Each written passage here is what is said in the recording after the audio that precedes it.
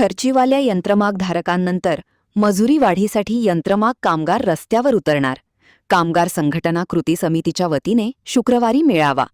महागाई निर्देशांकानुसार दरवर्षी वाढविण्यात येणाऱ्या यंत्रमाग कामगारांच्या मजुरी वाढीकडे होत असलेल्या दुर्लक्षामुळे कामगार संघटना कृती समितीच्या वतीने न्याय हक्कासाठी रस्त्यावर उतरण्याचा निर्णय घेतला आहे. या संदर्भात शुक्रवार 12 जून रोजी सकाळी 11 वाजता यंत्रमाग व्यवसायातील सर्व कामगारांचा मेळावा समाजवादी प्रबोधिनी येथे आयोजित करण्यात आला असल्याची माहिती भरमा कांबळे यांनी दिली.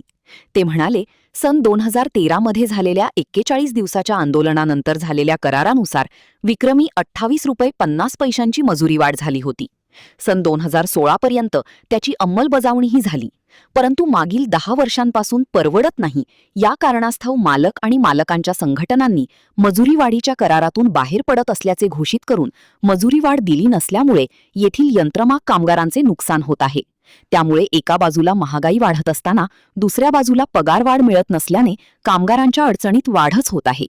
महिन्याभराच्या आंदोलनानंतर खर्चीवाले यंत्रमागधारकांना अर्ध्या पैशांची वाढ घेऊन विषय संपविण्यात आला.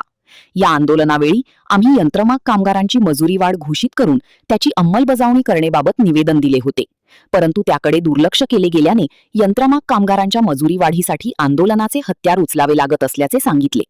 आम्ही आंदोलन काळात खर्चीवाल्या यंत्रमागधारकांच्या पाठीशी राहिलो होतो. आता आमच्या आंदोलनात त्यांनी पाठबळ द्यावे असे आवाहनही यावेळी करण्यात आले. शुक्रवारी होणाऱ्या मेळाव्यास सर्व कामगारांनी उपस्थित राहावे. त्यामध्ये आंदोलनाचे पुढील टप्पे ठरवले जाणार असल्याचे सांगण्यात आले. यावेळी दत्ता माने, राजेंद्र निकम, आनंदा गुरव, सुनील बारवाडे, हणमंत लोहार, मदन मुरगुडे, दशरथ मोहिते, शिवाजी भोसले आदी उपस्थित होते. महान कार्य न्यूजसाठी सुभाष भस्मी, इचलकरंजी.